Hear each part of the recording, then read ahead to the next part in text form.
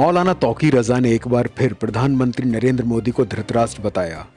बरेली में इत्तेहाद मिल्लत काउंसिल के राष्ट्रीय अध्यक्ष मौलाना तौकीर रजा खान ने ज्ञान बापी मस्जिद वाले प्रकरण को लेकर प्रेस कॉन्फ्रेंस की, जिसमें ज्ञान बापी मस्जिद को लेकर और बाबरी मस्जिद को लेकर बीजेपी और आरएसएस को आड़े हाथों लिया। दरअसल इन दिनों ज्ञान बापी मस्जिद को लेकर राजनीतिक माहौल सीजन की गर्मी से ज्यादा गर्माया हुआ है, जिसमें तरह तरह की प्रतिक्रिया राजनीतिक पार्टियों और नेताओं के द्वारा देखने को मिल रही है।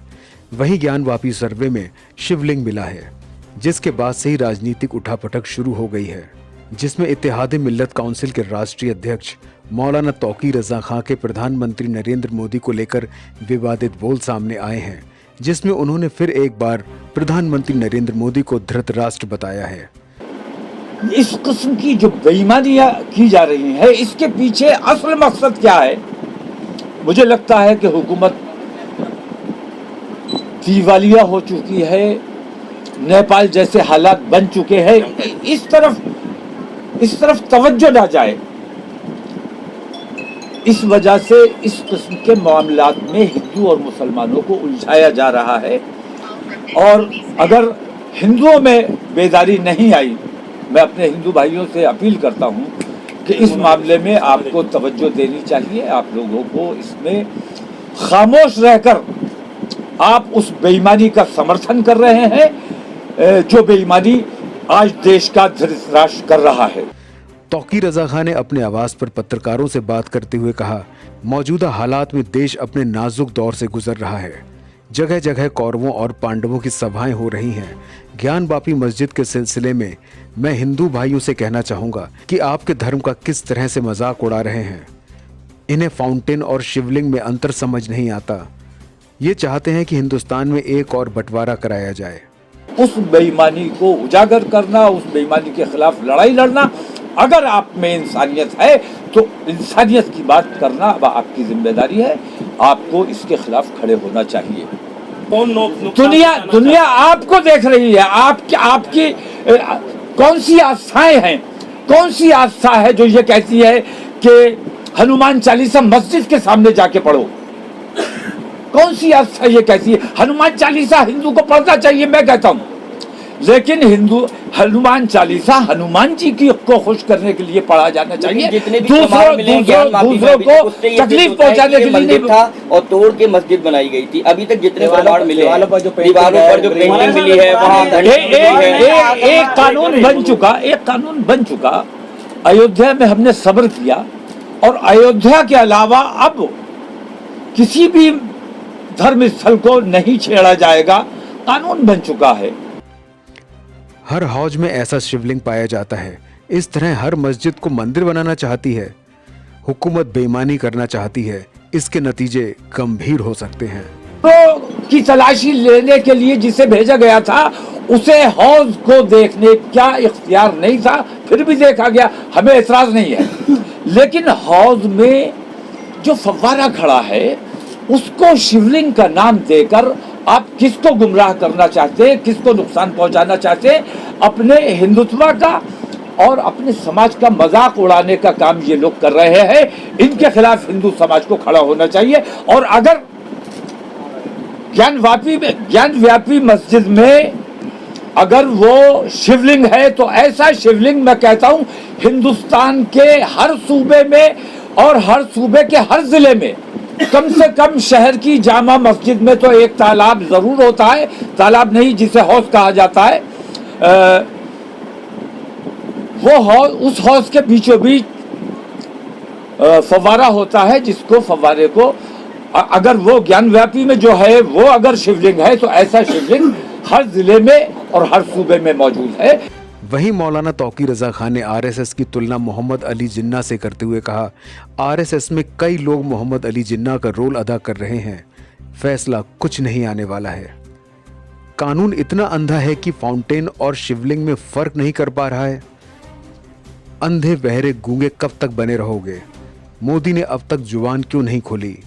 नरेंद्र मोदी धृतराष्ट्र हैं। कोर्ट के फैसले से मुसलमान असहमत हैं।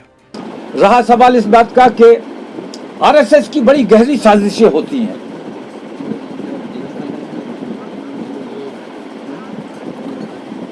पाकिस्तान का जो हिंदुस्तान और पाकिस्तान का जो बंटवारा हुआ वो किसी मुसलमान ने नहीं कराया। मैं दावे के साथ कहता हूं आरएसएस की गहरी साजिश थी हिंदू राष्ट्र बनाने के लिए। उन्होंने पूंजालाल ठक्कर के बेटे जिना का इस्तेमाल किया और वो जिना, आपको हैरत होगी, हर मुसलमान सरकमसाइज्ड होता है, खतना होती है उसकी, मुसलमानियां होती हैं, आप लोग जानते हैं। कायदे आजम जिन्होंने, जो मुसलमानों के इतने बड़े कायद थे कि उनके कहने पर देश का बंटवारा हो गया, उनकी खतना नहीं हुई थी। जिन्ना की खतना नहीं हुई थी क्योंकि जब पूंजालाल ठक्कर उनके वालिद जब मुसलमान हुए थे तब इनकी उम्र खतना के लायक नहीं थी। तो आरएसएस ने जिना का इस्तेमाल करके हमारे देश के टुकड़े करवाए। मुसलमानों का उसमें कहीं कोई कसूर नहीं है और मुसलमानों पर आज भी पाकिस्तान का नाम लेकर नौसिखिए वकील को बाबरी मस्जिद का वो फैसला दे दो, अगर वो ये ना कहते कि ये फैसला गलत है। और इतना अंधा कानून, इतने अंधे लोग, इतने अंधे शासन और प्रशासन जो फाउंटेन और शिवलिंग में फर्क नहीं कर पा रहा है और उस झूठी बात के ऊपर वहां पाबंदी लगाता है, इलाके को सील करवाता है। इससे बड़ा अन्याय क्या हो सकता है? फाउंटेन उसकी बात नहीं कर रहा, राम मंदिर जो इस समय बनना है सब पूरे मुल्क के, बहुत अच्छी बात है, बनना चाहिए, बनाओ। आपने सब्र किया, बनाओ। उस राम मंदिर से कितने लोगों को रोजगार मिल गया, कितने देश में तरक्की हो गई, कितनी खुशहाली आ गई, ये तो हिंदू समाज को देखना है। मंदिर बनाओ, अपनी आस्था को तक़वियत पहुंचाओ, लेकिन देश का काम कुछ कर लो। अंधे और बहरे जब तक बने रहोगे, जब तक गूंगे बने रहोगे, मैं कहता हूँ इतने बुरा हाल है। नरेंद्र मोदी आज तक जबान क्यों नहीं खोली इन तमाम मामलात पे? इसका मतलब ये, मैं बार बार कहता हूँ कि धृतराष्ट्र की भूमिका से उन्हें बाहर आना चाहिए।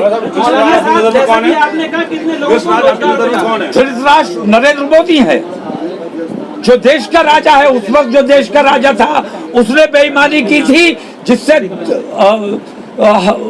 महाभारत से गुजरना पड़ा देश को।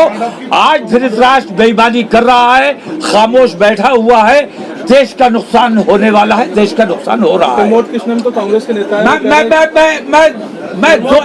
मैं सिर्फ दो ऐसे, एक हिंदू वो जो मुसलमान होने के बावजूद मुसलमान नहीं था, जिसने खतना नहीं कराई थी, एक मुसलमान, एक हिंदू वो जो खतना करा के मुसलमान बन के आया था गांधी जी की हत्या करने।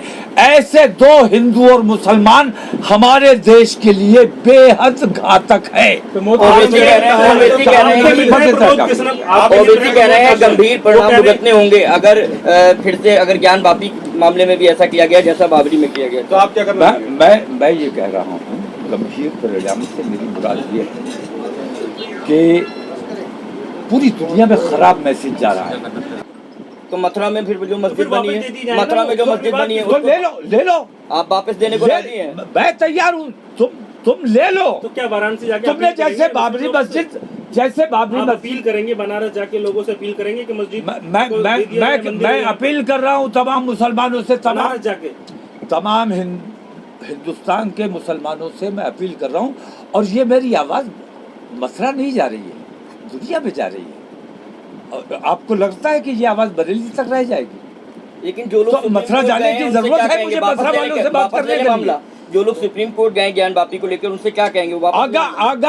अगर मैं कहता हूँ बाबरी मस्जिद को मैंने सब्र किया है, अगर ज्ञान वापी मस्जिद के फाउंटेन को शिवलिंग मान लिया गया तो ये मान लिया जाएगा, पूरी दुनिया ये जान जाएगी कि हिंदुस्तान की हुकूमत, हिंदुस्तान की अदालत, हिंदुस्तान की तमाम ये ताकतें जो हैं खुली बेईमान है, खुली बेईमानी कर रही है। इसलिए आज मैंने ये जरूरी समझा फैसला आने से पहले ये जरूरी था कि मैं ये बता दूं कि फाउंटेन और शिवलिंग में कुछ तो फर्क करो।